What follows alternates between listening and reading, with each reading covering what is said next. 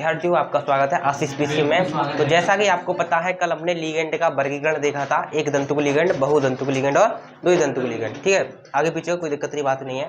तो मैंने कल पढ़े थे बहुदंतुक लिगेंड जिसमें दाता परमाणुओं की संख्या 2 से अधिक होती है, उसे हमने क्या बोला, बहुदंतुक लिगेंड बोला। उसमें बहुत सारे एग्जाम्पल पढ़े थे, हमने 2 एग्जाम्पल लिए थे। आज एक कुछ तीसरा एग्जाम्पल है जो बहुत ही मोस्ट इंपोर्टेंट है, जो कई एग्जामों में पूछा गया है, CBSE बोर्ड में और बहुत सारे अदर बोर्ड में यह पूछा गया है। EDTA का मतलब क्या है, ठीक है। इसका हम संरचना भी देखेंगे और इसका नाम भी देखेंगे। देखो, ई का मतलब होता है एथिलीन। ई का मतलब क्या होता है, एथिलीन।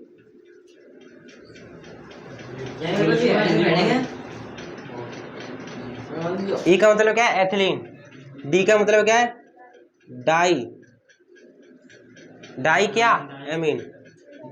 टी का मतलब एथिलीन डाई एमीन। टी का मतलब है ट्राई।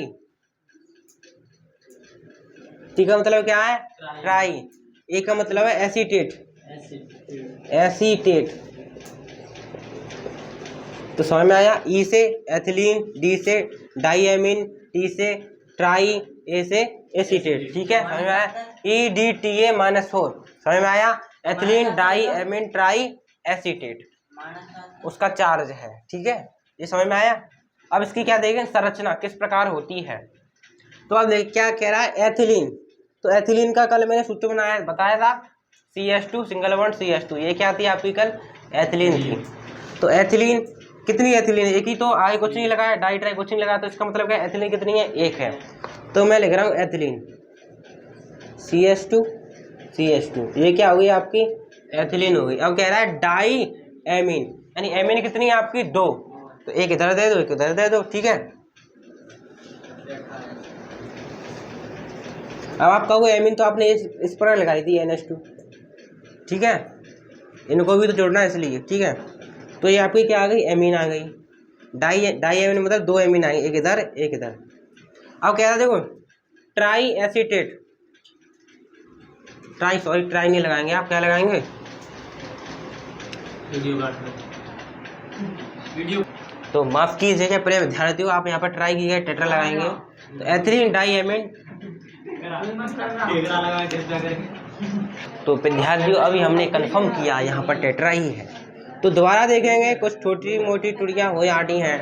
देखें, ई से एथिलीन, डी से डाईएमीन, टी से टेट्रा, ए से एसीटेट। ठीक है, ठीक है, टी से टेट्रा।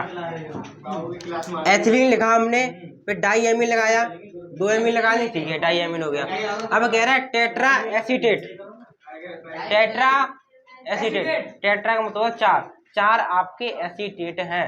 तो 2 इधर लगा लो, 2 इधर लगा लो। ठीक है, तो आपके 4 एसीटेट हो जाएंगे। अब देखो एसीटेट का सूत्र होता है, आपने सुना होगा, सोडियम एसीटेट, पोटेशियम एसीटेट।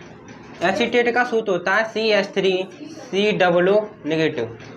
ठीक है, लेकिन इसको मैं इससे जोड़ रहा हूँ तो एक हाइड्रोजन कम हो जाएगा, बैलेंस के लिए, बॉन्ड बनाने के लिए कम नहीं हो जाएगा। ठीक है, और इसको हम इस प्रकार भी लिख सकते हैं, क्या, CH3 C, इस प्रकार भी लिख सकते हैं आप, इस प्रकार भी लिख सकते हैं, इस प्रकार भी लिख सकते हैं, नहीं तो इस प्रकार लिखना कोई दिक्कत की बात नहीं है। ठीक है, तो हम लिख रहे हैं CH2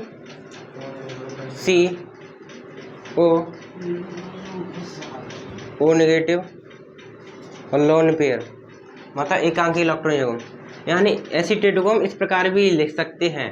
ठीक है, इसमें हमने इसको जोड़ा इसलिए एक हाइड्रोजन कम कर दिया, क्योंकि हम जानते हैं कार्बन कितने बॉन्ड बनाता है, 4 बनाता है। तो इस कार्बन 2 तो हाइड्रोजन के साथ बना लिए, एक ये रहा एक ये रहा, इसलिए हमने एक कम किया। ठीक है, इसी प्रकार ये यहाँ पर लटका दें CH2,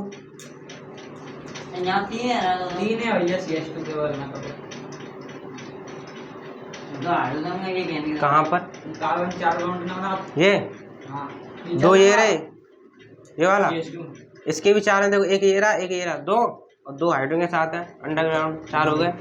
इसी प्रकार ये यहाँ पर लगा दें आप, अंडरग्राउंड घर के नीचे चल रही है। तो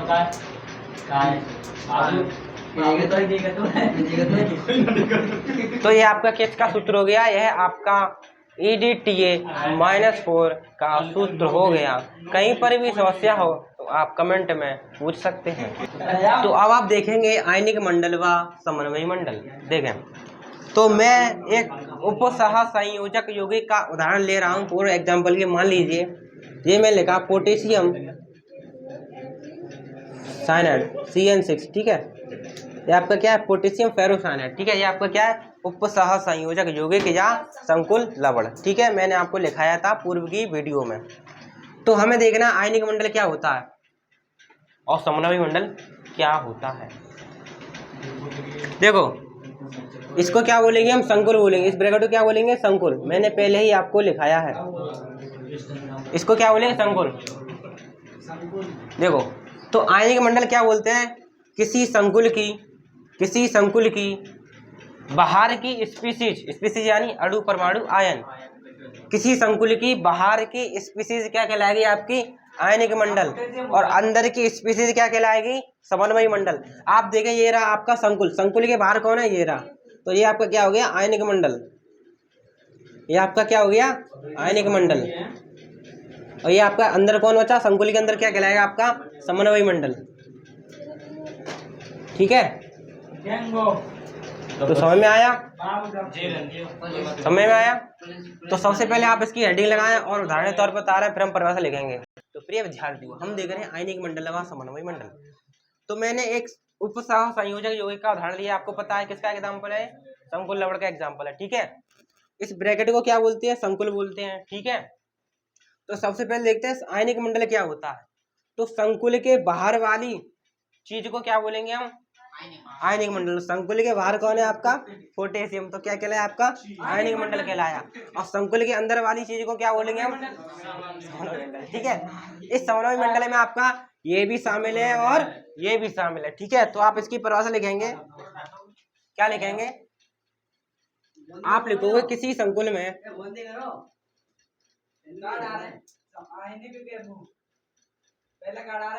किसी संकुल में,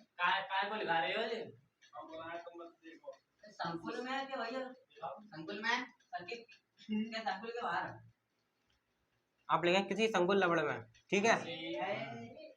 संकुल लवण नहीं है ये संकुल लवण नहीं है क्या। किसी संकुल लवण में वर्गाकार कोष्ठक की बाहर की स्पीसीज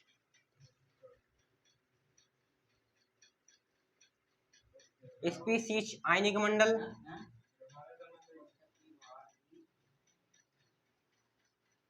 किसी संकुल लवण में वर्गाकार कोष्ठक की बाहर की स्पीसीज आयनिक मंडल व अंदर की स्पीसीज समन्वयी मंडल कहलाती है।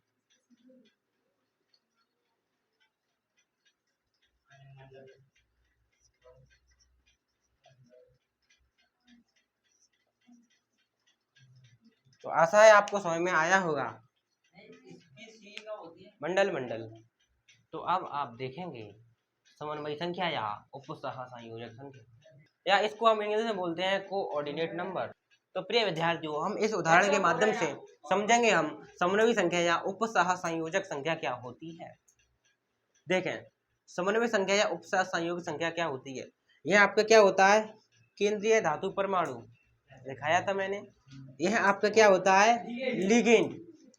तो इसकी आप संरचना बनाकर दिखाएं, इसकी संरचना किस प्रकार बनेगी है। जब इसकी संरचना किस प्रकार बनेगी, तो जो आपको कॉपर है, जो आपका कॉपर है, इसको आपको किस में लेना पड़ेगा, मिडिल में लेना पड़ेगा, बीच में, ठीक है। इसकी अभी हम फिलहाल के लिए ऑक्सीकरण अवस्था की बात नहीं कर रहे हैं, कुछ समय बाद सीखेंगे इसकी ऑक्सीकरण अवस्था कितनी होती है, ठीक है। फिलहाल के लिए आप लिख सकते हैं इसकी 2 होगी, कितनी होगी, 2 होगी, कितनी होगी, 2 होगी, ठीक है। जब कॉपर को मैंने यहाँ पर ले लिया और लिगेंड कितने हैं, 4, कितने लिगेंड है, 4, तो चारों लिगेंड इसके चारों ओर लगा दें। हाँ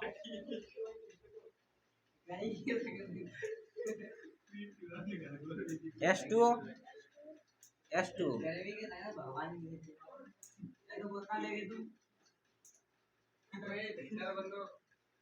ठीक है, तो यह आपका क्या हो गया, मैंने इसको खोल के दिखाया, ठीक है। और आप इस पर ब्रैकेट लगा देंगे और बगल में SO4 लिख देंगे, ठीक है। अभी मैंने इन दोनों को लिखा है, ठीक है।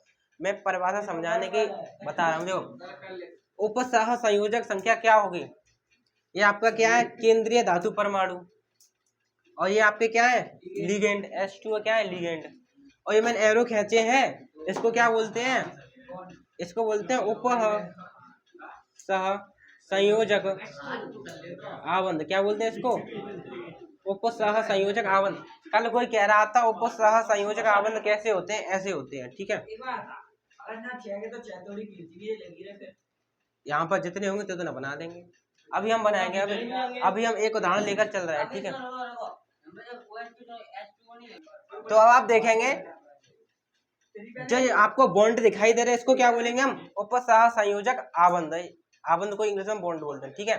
तो डेफिनेशन क्या होगी, किसी संकुल में, ये आपको दिखाई दे रही है, इसको क्या बोला, संकुल। ध्यान से सुना, किसी संकुल में केंद्रीय धातु परमाणु, किसी संकुल में केंद्रीय धातु परमाणु व लिगेंड, ये लिगेंड नहीं है, किसी संकुल में केंद्रीय धातु परमाणु व लिगेंड के मध्य उपसह संयोजक आबंधों की संख्या को क्या बोलेंगे हम, समन्वयी संख्या या उपसह संयोजक संख्या। ध्यान पूर्वक दोबारा सुने ठंडे दिमाग से।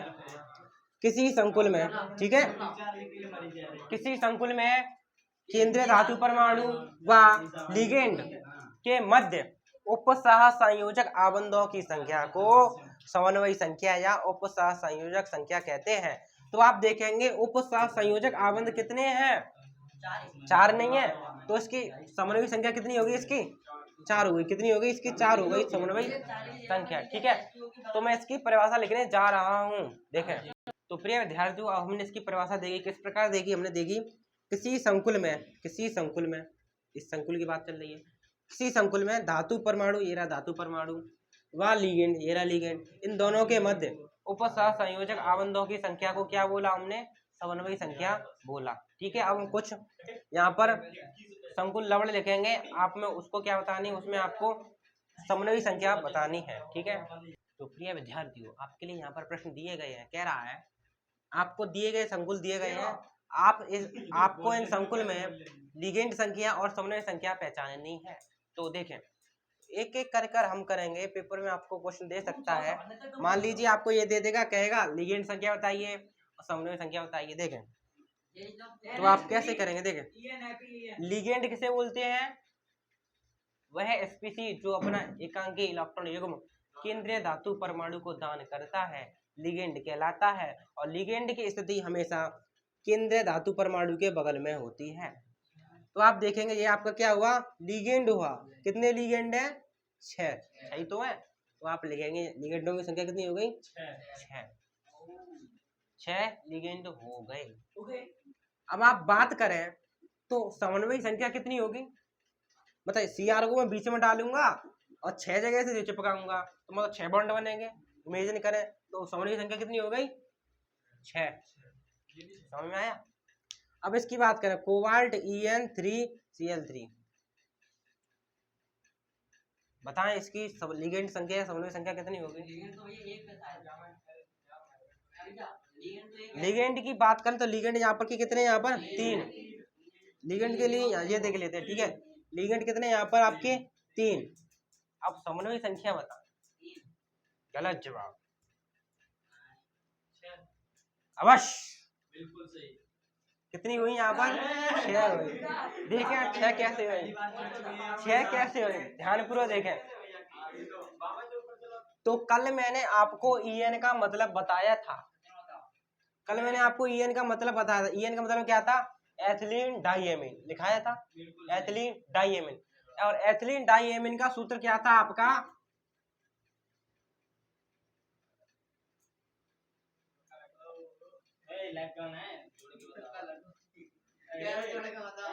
अब आप देखें, इनका मैंने ये सूत्र नहीं लिखाया था, एथिलीन डाइएमीन का कल लिखाया था। तो आप देखें एथिलीन डाइएमीन में कितने लिगेंड होते हैं, एक ये रहा, एक ये रहा। एक इन में 2 लिगेंड नहीं है, और आपके पास इन कितने हैं? 3। एक में 2, 3 में 6। एक इन में 2 लिगेंड है तो 3 में कितने होंगे? 6 होंगे क्या नहीं होंगे? तो इसमें समन्वयी संख्या कितनी होगी आपकी? 6 हो गई। ठीक है, अब इसकी बात करें तो प्रिय विद्यार्थियों, तो यहाँ पर आपके लिगेंड कितने हुआ? 1। लिगेंड तो एक ही है, समन्वयी संख्या बताएं। और ये मैंने अभी कराया था शुरुआत में ही। EDTA का मतलब क्या होता है? कितनी समन्वयी संख्या? गलत जवाब, गलत जवाब, गलत जवाब। 6। कैसे 6? अभी होता है। तो मैंने अभी इसका नाम लगाया था एथिलीन डाइएमीन टेट्रा एसीटेट। तो मैंने आपको बताए थे डाइएमीन या 2 तो एमीन हो गई आपकी लिगेंड है, और टेट्रा एसीटेट वह भी आपके लिगेंड है। कुल मिलाकर 6 लिगेंड थे उसमें।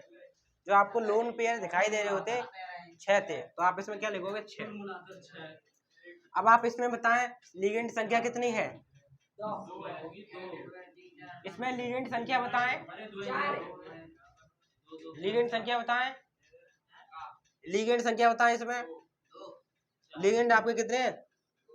4। 2 ये रहे, 2 ये रहे। और समन्वयी संख्या एक ही एन में 2 घुसे होते हैं, 4 और 2 6। तो समन्वयी संख्या कितनी होगी आपकी? 6। आशा है आपको समझ में आया होगा, आप इसको अच्छे से नोट करें। तो अब आप हेडिंग लगाएंगे होमोलैप्टिक व हेट्रोलैप्टिक।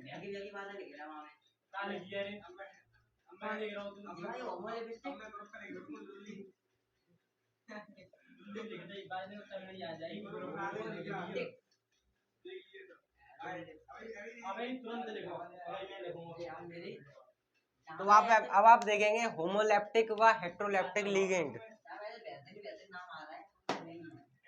होमो व हेट्रोलैप्टिक लिगेंड बहुत ही सिंपल परिभाषाएं हैं। देखें। तो अब आप देखेंगे होमोलैप्टिक। यह प्रिय विद्यार्थियों, यह आपका तीसरा लेक्चर है, पार्ट नंबर 3 है। ठीक है, तीसरा पार्ट है। 2 वीडियो आपको पहले ही दी जा चुकी हैं। देखिए होमोलैप्टिक क्या होता है? होमो का मतलब होता है समान। क्या? समान। लिगेंड मतलब लिगेंड।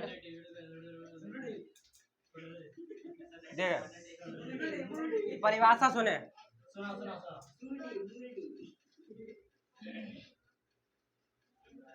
वे संकुल जिनमें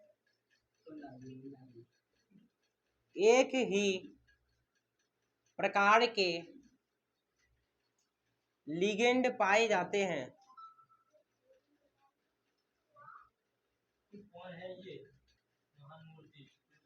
होमोलैप्टिक लिगेंड कहलाते हैं।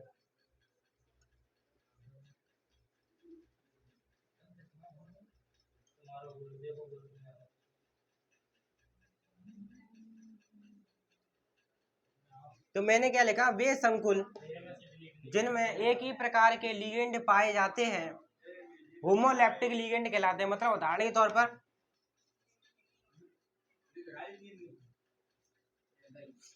जैसे कि आप देखेंगे, क्या अभी एग्जांपल कौन सा दिया था मैंने? कौन सा एग्जांपल दिया था? पहला वाला। कौन से भी एग्जांपल ले सकते, जैसे कि हाँ CrNH3 6SO4 है। तो हाँ कोई देखें, कोई कुछ भी ले सकते हैं। ठीक है, तो अब आप देखें इसमें लिगेंड कौन से हैं? तो उससे मतलब नहीं है, उससे हमें मतलब ही नहीं। यहाँ पर देख लें आप, देखें इसमें लिगेंड क्या है? अमोनिया। कितने हैं? 6। तो आप देख सकते हैं लिगेंड कितना? एक ही लिगेंड है और 6 दे दिए। इसमें एक ही प्रकार के 6 लिगेंड है। कौन से? अमोनिया वाले। तो मैंने वे लिखा, वे संकुल, ये संकुल है जिनमें एक ही प्रकार के लिगेंड पाए जाते हैं। इसमें एक ही प्रकार का लिगेंड नहीं है, खाली अमोनिया। और मैंने अभी आपने देखा था, मैं दो दो लिगेंड डाल दिए थे, EN वाला और CL वाला, देखा था। हाँ, 1 2 3 बहुत सारे। तो वे संकुल जिनमें एक ही प्रकार का लिगेंड पाया जाए उसे हम क्या बोलेंगे, होमोलैप्टिक लिगेंड। ठीक है, आप देखेंगे इसमें एक ही प्रकार का लिगेंड है, वो भी क्या है आपका, अमोनिया। ठीक है, तो अभी मैं इस बहुत सारे संकुल लिखाऊंगा जिसमें एक से अधिक प्रकार के लिगेंड होंगे, तो उसको आप बोलोगे क्या, हेट्रोलैप्टिक। ठीक है, प्रिय विद्यार्थियों, अब आप देखेंगे हेट्रोलैप्टिक लिगेंड। होमोलैप्टिक लिगेंड क्या है, जिसमें एक ही प्रकार का लिगेंड पाया जाए, लेकिन हेट्रोलैप्टिक लिगेंड अलग होता है। उसमें क्या होता है, वे संकुल जिनमें एक से अधिक प्रकार के लिगेंड पाए जाते हैं वे क्या कहलाएंगे, आपके हेट्रोलैप्टिक लिगेंड। फॉर एग्जांपल के लिए मान लीजिए आपका प्लेटिनम, अमोनिया, H2O। तो अब आप इसमें दिखाई दे रहा होगा आपको कितने लिगेंड है इसमें, 1 2 3 4, इसमें 4 लिगेंड है। तो वही मैं लिखा, एक से अधिक प्रकार के लिगेंड पाए जाए उसे हम क्या बोलेंगे, हेट्रोलैप्टिक लिगेंड। जैसे अभी मैंने एक और लिखाया था, आपको देखा होगा, EN2 थे और Cl2 था, वो वाला भी आपका हेट्रोलैप्टिक लिगेंड है। सीधी सी बात है, संकुल में एक से अधिक लिगेंड है तो हेट्रो, एक है तो होमो। ठीक है, तो आज के लिए इतना ही, धन्यवाद।